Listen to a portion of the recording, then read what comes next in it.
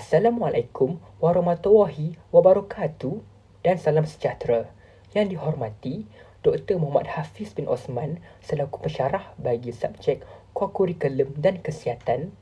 Hari ini saya akan membentangkan topik bertajuk Dasar-dasar kokurikulum Kementerian Pendidikan Malaysia dan kepentingan pelaksanaan kokurikulum di sekolah. Untuk memulakan pembentangan saya pada hari ini, izinkan saya memperkenalkan konsep asas yang menjadi tunjang kepada topik kita, iaitu kokurikulum. Sebenarnya, kokurikulum merujuk kepada aktiviti pendidikan yang dijalankan di luar bilik darjah, tetapi tetap mempunyai matlamat yang sama penting dengan aktiviti akademik. Ia bukan sekadar aktiviti sampingan atau pengisian masa lapang, tetapi pelengkap kepada pembelajaran formal di sekolah. Kokurikulum memberi peluang kepada murid untuk meneroka potensi diri mereka secara menyeluruh, sama ada dalam bidang sukan, kepimpinan, kesenian atau khidmat masyarakat. Di sinilah pelajar belajar melalui pengalaman sebenar mereka, berinteraksi, bekerjasama dan memupuk nilai-nilai murni yang tidak boleh diajar melalui teori semata-mata. Tujuan utama pelaksanaan kokurikulum di sekolah adalah untuk membentuk pelajar yang seimbang dari segi jasmani, emosi, rohani dan intelek atau lebih dikenali sebagai konsep JERI. Melalui aktiviti ini, pelajar bukan sahaja kuat dari segi fizikal tetapi juga memiliki emosi yang stabil, rohani yang kukuh dan minda yang cerdas. Pendek kata, kokurikulum membantu melahirkan pelajar yang bersedia untuk menghadapi dunia sebenar. Bukan sekadar cemerlang dalam peperiksaan, tetapi juga matang dalam tindakan dan tingkah laku. Akhir sekali, berkaitan kepentingan kokurikulum. Lebih daripada itu, pelaksanaan kokurikulum juga memainkan peranan penting dalam pembentukan karamah insaniah, iaitu kepribadian dan maruah insan yang tinggi. Melalui penyertaan aktif dalam aktiviti kokurikulum, pelajar belajar menghargai nilai disiplin, tanggungjawab, hormat menghormati dan kasih sayang sesama manusia. Semua nilai ini menjadi asas kepada pembentukan pelajar yang beradab, berakhlak dan berjiwa madani. Justeru, dapat kita simpulkan bahawa kokurikulum bukan sekadar aktiviti luar kelas, tetapi merupakan medium utama dalam membina insan yang seimbang, bermaruah dan beradab, selaras dengan aspirasi Malaysia Madani. Baiklah, selepas kita memahami maksud dan tujuan utama kokurikulum, mari kita lihat pula dua dasar penting yang menjadi tunjang pelaksanaannya di sekolah. Dasar ini digubal oleh Kementerian Pendidikan Malaysia bagi memastikan pelajar mendapat pendidikan yang benar-benar menyeluruh dan seimbang, bukan hanya berfokus pada akademik semata-mata. Yang pertama ialah Dasar Pendidikan Kebangsaan tahun 1988. Dasar ini menetapkan bahawa pendidikan mestilah seimbang dan menyeluruh, meliputi aspek jasmani, emosi, rohani dan intelek atau lebih dikenali sebagai JERI. Melalui dasar ini, kerajaan menegaskan bahawa proses pendidikan tidak boleh hanya menekankan pencapaian akademik, tetapi perlu memberi ruang kepada pembentukan sasiah, nilai moral dan kepribadian pelajar. Inilah sebabnya aktiviti kokurikulum diwujudkan sebagai pelengkap kepada pembelajaran formal di bilik darjah. Contohnya, apabila pelajar menyertai kelab, sukan atau badan beruniform, mereka belajar untuk berdisiplin, kepimpinan dan kerja berpasukan. Ini semua adalah elemen penting dalam pembentukan insan yang seimbang dan berakhlak mulia, sejajar dengan matlamat Dasar Pendidikan Kebangsaan. Seterusnya, dasar kedua ialah Dasar Kokurikulum Sekolah tahun 1988 yang kebenarnya disemak semula pada tahun 2010. Dasar ini menetapkan bahawa semua murid wajib menyertai aktiviti kokurikulum di sekolah. Tujuan utama dasar ini adalah untuk memastikan setiap pelajar mendapat pengalaman pembelajaran yang menyeluruh, bukan sahaja melalui teori bilik darjah, tetapi juga melalui pengalaman, praktikal dan interaksi sosial. Melalui dasar ini, pelajar digalakkan melibatkan diri dalam 3 komponen utama, iaitu persatuan atau kelab akademik, badan beruniform dan sukan ataupun permainan. Setiap komponen ini membantu pelajar mengasah potensi diri dalam bidang yang berbeza. Ada yang menonjol dalam kepimpinan, ada yang cemerlang dalam sukan dan ada yang menyerlah dalam bakat kreatif. Kesemuanya bertujuan membentuk pelajar yang seimbang dari segi intelek, emosi, rohani dan jasmani, selaras dengan kehendak falsafah pendidikan kebangsaan. Jika kita kaitkan kedua-dua dasar ini dengan konsep Malaysia Madani, jelas bahawa kokurikulum memainkan peranan yang besar dalam membina karamah insaniah, iaitu insan yang bermaruah, berilmu dan berakhlak tinggi. Melalui dasar ini, pelajar bukan sahaja diajar menjadi pandai, tetapi juga menjadi manusia yang beradab, berdisiplin dan bertanggungjawab. Justeru, dasar kokurikulum bukan sekadar arahan atau kewajipan di sekolah. Ia adalah alat pembentukan peribadi dan nilai kemanusiaan yang akhirnya menyumbang kepada kejayaan Malaysia Madani. Baiklah, setelah kita memahami dasar pelaksanaan kokurikulum, mari kita lihat pula 3 komponen utama kokurikulum sekolah seperti yang digariskan dalam dasar kokurikulum sekolah. Setiap komponen ini memainkan peranan tersendiri dalam membentuk pelajar yang seimbang dari segi jasmani, emosi, rohani dan intelek. Komponen pertama ialah persatuan atau kelab akademik. Tujuan utamanya adalah untuk mengembangkan minat, bakat dan kemahiran pelajar dalam bidang akademik dan bukan akademik tertentu. Melalui pelibatan dalam kelab seperti Kelab Bahasa Melayu, Sains, Inovasi atau Reka Cipta, pelajar berpeluang meneroka ilmu di luar buku teks. Mereka belajar berfikir secara kritikal, menyelesaikan masalah dan berkomunikasi dengan lebih berkesan. Selain itu, aktiviti dalam persatuan turut menggalakkan kreativiti dan pembelajaran kendiri, di mana pelajar bukan hanya menyelima ilmu, tetapi juga menghasilkan idea dan projek berdasarkan minat serta keupayaan masing-masing. Ini secara tidak langsung menyokong matlamat Malaysia Madani, iaitu membentuk masyarakat yang berinovasi, berpengetahuan dan berfikiran terbuka. Komponen yang kedua ialah badan beruniform seperti kadet remaja, pengangkap, kadet polis, puteri Islam dan sebagainya. Komponen ini berperanan besar dalam membentuk disiplin diri, semangat patriotik, tanggungjawab dan kepimpinan. Pelajar dilatih untuk menepati masa, patuh kepada arahan, menjaga penampilan serta mematuhi peraturan dan nilai-nilai yang sangat penting dalam pembentukan sahsiah. Melalui aktiviti perkemahan, kawat kaki dan khidmat masyarakat, pelajar belajar tentang semangat kerjasama, daya tahan dan kesediaan berkhidmat kepada negara. Pada beruniform juga menjadi ruang latihan kepimpinan yang sangat berkesan. Contohnya, pelajar yang menjawat jawatan seperti ketua kompeni atau pegawai muda akan belajar mengurus organisasi kecil, membuat keputusan dan memimpin rakan sebaya. Nilai-nilai ini secara tidak langsung membentuk karamah insaniah, iaitu kepribadian yang beradab, bertanggungjawab dan bermaruah. Komponen ketiga ialah sukan dan permainan. Sukan bukan hanya untuk kesihatan fizikal, tetapi juga merupakan alat pembangunan emosi dan sosial yang sangat berkesan. Melalui sukan seperti bola sepak, badminton, olahraga atau bola jaring, pelajar belajar erti kerjasama, semangat kesekanan, disiplin dan daya saing yang sihat. Aktiviti fizikal membantu meningkatkan stamina dan ketahanan mental serta mendidik pelajar tentang pentingnya keseimbangan antara akademik dan gaya hidup sihat.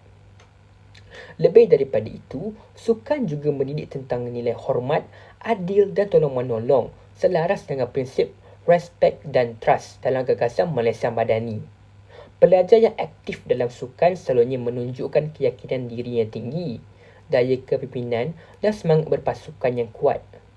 Kualiti penting untuk generasi kepimpinan masa hadapan. Secara keseluruhannya, ketiga-tiga komponen ini, persatuan akademik, badan beruniform dan sukan permainan saling melengkapi dalam membentuk insan yang seimbang dan berkualiti. Setiap komponen mengasah dimensi Jerry secara bersepadu dan apabila dilaksanakan dengan teratur, ia mampu melahirkan pelajar yang berilmu, berdisiplin, berakhlak dan beridentiti nasional. Inilah matlamat sebenar pelaksanaan kurikulum yang berjaya membentuk karamah insaniah dalam kalangan pelajar bagi menjayakan hasrat Malaysia Madani. Selain dua dasar utama tadi, terdapat juga dasar tambahan yang menyokong pelaksanaan kurikulum. Antaranya ialah Pelan Pembangunan Pendidikan Malaysia PPPM 2013 hingga 2025. PPPM menekankan kepentingan kemahiran insaniah atau soft skills seperti kepimpinan, komunikasi dan kerja berpasukan. Ini penting untuk membentuk pelajar yang mampu berinteraksi dengan berhemah dan matang. Seterusnya, Dasar Satu Murid Satu Sukan 2011. Dasar ini menyediakan peluang kepada setiap murid untuk memastikan setiap pelajar sekurang-kurangnya menyertai satu aktiviti sukan.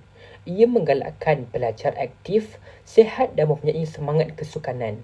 Akhir sekali, Falsafah Pendidikan Kebangsaan FPK yang menjadi asas kepada semua dasar pendidikan.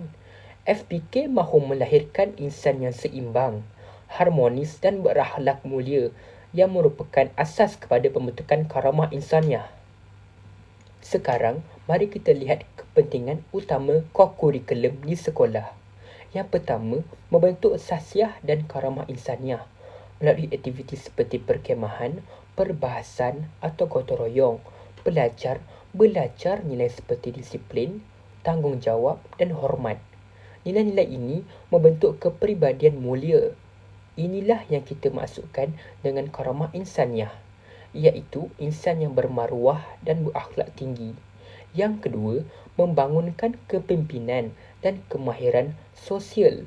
Apabila pelajar menjadi ketua pasukan, pengurusi kelab atau bendahari, mereka belajar membuat keputusan, berkomunikasi dengan berkesan dan menyelesaikan masalah.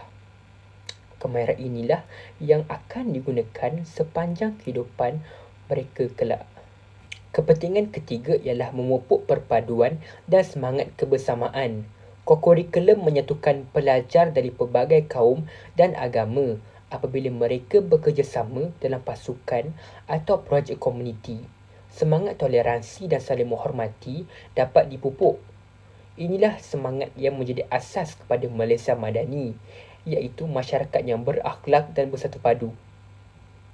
Akhir sekali, menyeimbangkan akademik dan bukan akademik. Pelajar bukan mesin belajar. Mereka perlukan aktiviti fizikal dan sosial untuk mengekalkan keseimbangan hidup. Kurikulum membantu mengurangkan tekanan akademik sambil meningkatkan kesihatan mental dan fizikal. Setelah memahami kepentingan kurikulum, penting juga untuk menekankan bahawa kejayaan sesuatu aktiviti kurikulum tidak bergantung semata-mata pada pelajar yang menyertainya, tetapi juga kepada pengurusan yang cekap.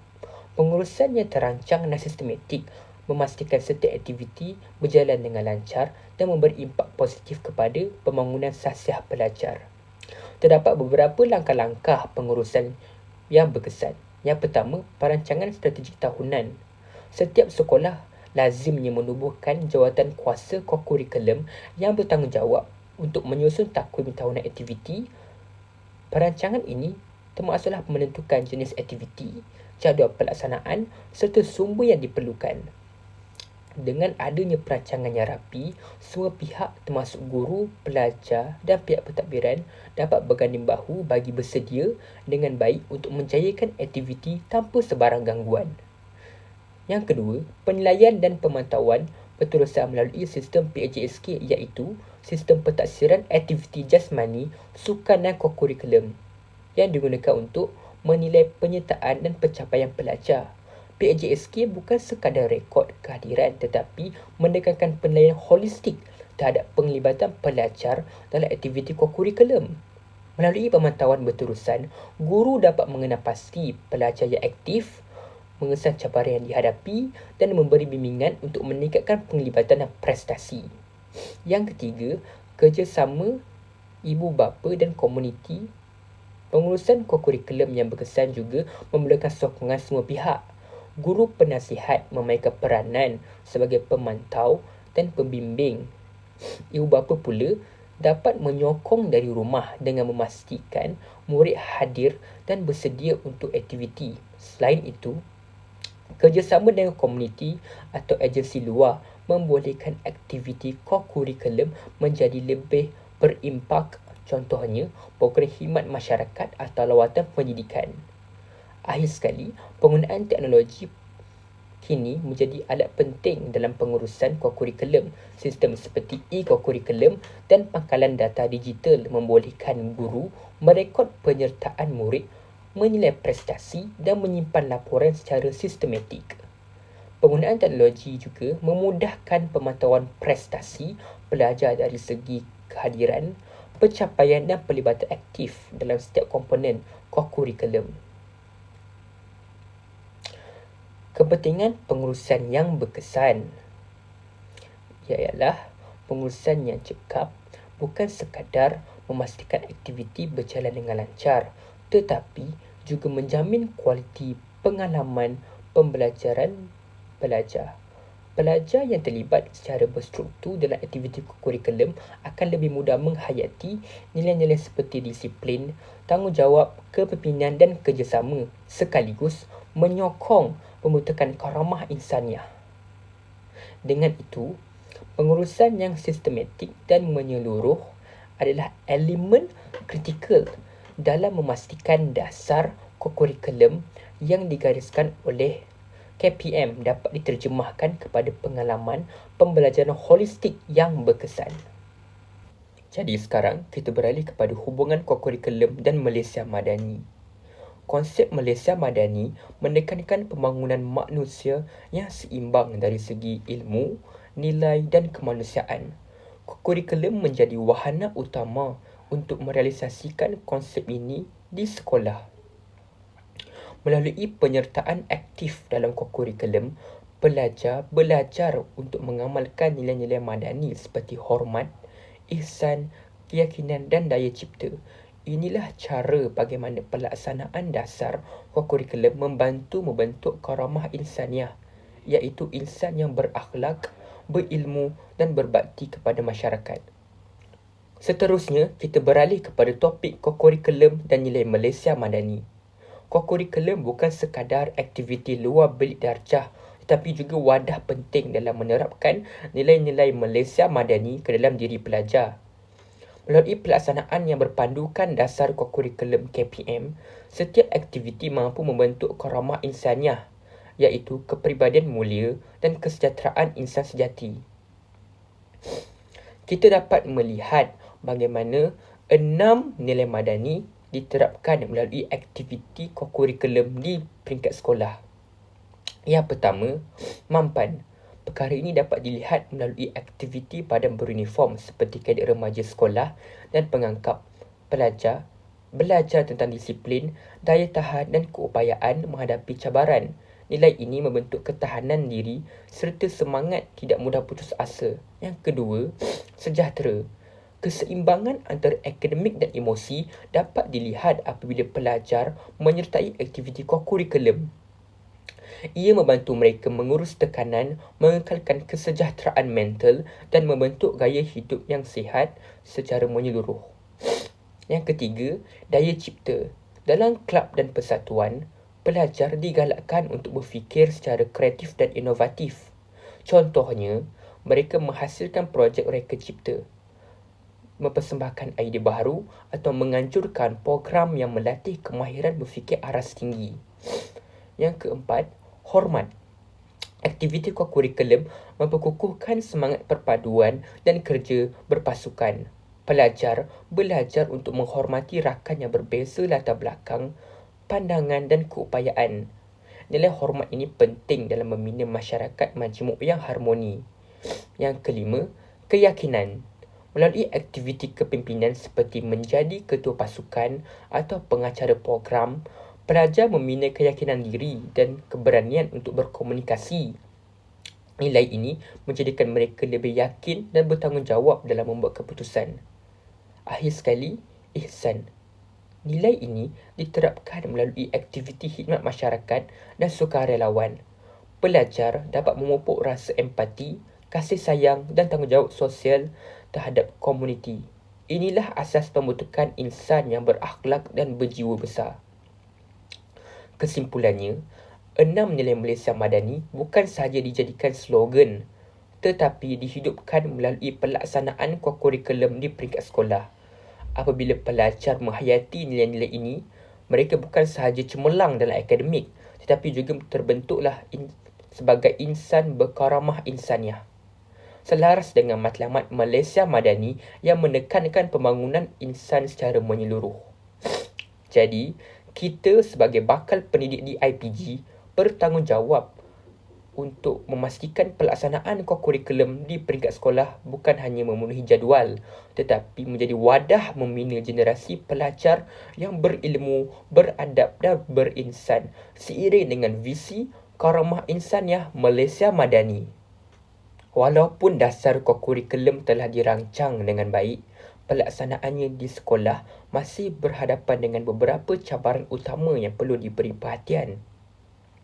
Mari kita menelusuri 3 cabaran utama serta langkah penambahbaikan yang boleh dilaksanakan oleh pihak sekolah dan Kementerian Pendidikan Malaysia. Antara cabaran utama ialah kurangnya penglibatan aktif pelajar dalam aktiviti kurikulum. Ramai pelajar lebih menumpukan perhatian kepada pencapaian akademik kerana mereka menganggap kurikulum tidak sepenting peperiksaan. Ada juga pelajar yang tidak hadir latihan atau perjumpaan kerana kekangan masa dan kurang minat. Yang kedua, kekangan masa dan tenaga pengajar. Ramai guru penasihat menghadapi kesukaran untuk membahagikan masa antara tugas akademik dan pengurusan kurikulum. Selain itu, ada juga guru yang kurang pengalaman dalam mengendalikan aktiviti tertentu, terutamanya yang melibatkan kemahiran teknikal seperti sukan atau kawat kaki. Yang ketiga, kekurangan kemudahan dan sokongan komuniti. Cabaran ini sering dihadapi kerana kekurangan kemudahan fizikal dan sumber kewangan. Tidak semua sekolah mempunyai padang, dewan atau peralatan lengkap untuk melaksanakan aktiviti sukan dan kelab. Tambahan pula, sesetengah aktiviti memerlukan kos yang tinggi seperti pakaian seragam, bahan latihan dan peralatan khas. Sekarang, kita beralih kepada cara mengatasinya. Yang pertama, pihak sekolah boleh meningkatkan minat pelajar melalui galakan dan ganjaran. Contohnya, pemberian markah PAJSK, segi penyertaan atau penghargaan khas kepada murid yang aktif. Guru penasihat juga boleh menjadikan aktiviti lebih menarik dan relevan dengan minat pelajar seperti aktiviti berbentuk pertandingan, inovasi atau program komuniti. Apabila pelajar melihat nilai sebenar kurikulum, mereka akan lebih terdorong untuk menyertai dengan aktif. Yang kedua, KPM boleh mengadakan latihan berkala dan bengkel pengurusan kurikulum untuk meningkatkan kecekapan guru penasihat. Sekolah juga boleh mengatur jadual yang lebih fleksibel. Contohnya, aktiviti selepas waktu persekolahan atau semasa minggu khas kurikulum. Selain itu, kerjasama antara guru dan alumni boleh membantu mengurangkan beban serta memperkaya aktiviti yang dijalankan. Yang terakhir, pihak sekolah boleh menjalinkan kerjasama strategik dengan komuniti setempat, termasuk pihak berkuasa tempatan, institusi pengajian tinggi dan badan bukan kerajaan. Sokongan komuniti ini boleh membantu menyediakan fasiliti, tajaan atau kepakaran bagi menjayakan aktiviti. Selain itu, menggunakan teknologi dan sistem kurikulum dapat memudahkan pengurusan aktiviti tanpa memerlukan banyak sumber fizikal. Secara keseluruhannya, cabaran pelaksanaan kurikulum bukanlah penghalang tetapi peluang untuk memperbaiki sistem pendidikan kita. Apabila cabaran ini ditangani dengan baik, kurikulum akan benar-benar menjadi teras utama dalam membentuk karamah insaniah pelajar sekaligus menjayakan agenda Malaysia Madani. Kita beralih kepada essential questions bagi pembentangan ini. Soalannya, Bagaimana pelaksanaan dan pengurusan kokurikulum berpandukan dasar KPM dapat membentuk kormah insaniah? Dan jawapannya ialah apabila aktiviti kokurikulum dijalankan mengikut dasar dan panduan KPM, pelajar terlibat dalam proses pembelajaran yang membentuk nilai moral, disiplin dan tanggungjawab. Mereka juga dapat belajar untuk bekerjasama, menghormati peraturan, menghargai perbezaan dan menyumbang kepada masyarakat. Inilah yang membentuk karamah insaniah serta insan bermaruah dan beradab yang menjadi asas kepada Malaysia Madani. Akhir sekali, kesimpulannya, dasar-dasar kokurikulum yang digubal oleh Kementerian Pendidikan Malaysia dan pelaksanaannya di sekolah memainkan peranan amat penting dalam membentuk pelajar yang seimbang dari segi jasmani, emosi, rohani dan intelek. Kokurikulum menyediakan platform yang membolehkan pelajar bukan sahaja mempelajari ilmu akademik tetapi juga mendalami kemahiran sosial, nilai moral dan kepimpinan. Melalui aktiviti yang tersusun, berpadukan dasar dan diperkukuhkan dengan nilai-nilai Malaysia Madani, pelajar secara beransur-ansur mendapat pengalaman pembelajaran holistik. Mereka belajar berdisiplin melalui badan beruniform, membina semangat perpaduan melalui kerja berpasukan, menanam kreativiti dalam kelab dan persatuan, serta mengamalkan empati melalui khidmat masyarakat. Ini semua membantu membentuk karamah insaniah sejati, iaitu insan beradab, bermaruah, berakhlak tinggi dan bersedia menyumbang kepada masyarakat serta negara. Oleh itu, kokurikulum bukan sekadar aktiviti luar kelas. Ia adalah cermin pembentukan insan yang seimbang, berperibadi unggul dan berjiwa besar, yang merupakan asas kepada aspirasi Malaysia Madani. Pelajar bukan sahaja dilahirkan cemerlang akademik, tetapi juga sebagai warga negara yang bertanggungjawab, beretika dan kreatif. Dengan ini, kokurikulum menjadi medium untuk melahirkan generasi Malaysia Madani yang berkaramah insaniah, berdaya saing, kreatif, berempati dan bersedia menghadapi cabaran pada masa hadapan. Akhirnya, kita sudah sampai ke penghujung pembincangan kita pada hari ini. Dengan itu, saya ingin menegaskan bahawa pelaksanaan kokurikulum di sekolah bukan sahaja melengkapkan pembelajaran akademik, tetapi juga membentuk pelajar yang seimbang, berakhlak dan berkaramah insaniah. Sebagai bakal pendidik, tanggungjawab kita bukan sekadar mengajar di bilik darjah, tetapi juga membimbing dan membentuk sahsiah pelajar melalui aktiviti kokurikulum.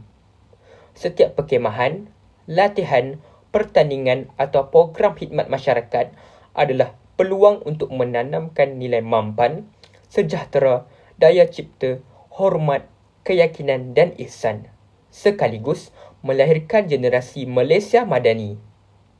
Akhir kata, marilah kita semua berganding bahu sebagai pendidik dan warga pendidikan memanfaatkan kokurikulum sepenuhnya untuk melahirkan pelajar yang bukan sahaja cemerlang dalam bidang akademik tetapi juga berperibadi unggul, bertanggungjawab dan berjiwa besar. Sekian sahaja daripada saya, Muhammad Nur Hakimi bin Mat Suhaimi. Assalamualaikum warahmatullahi wabarakatuh.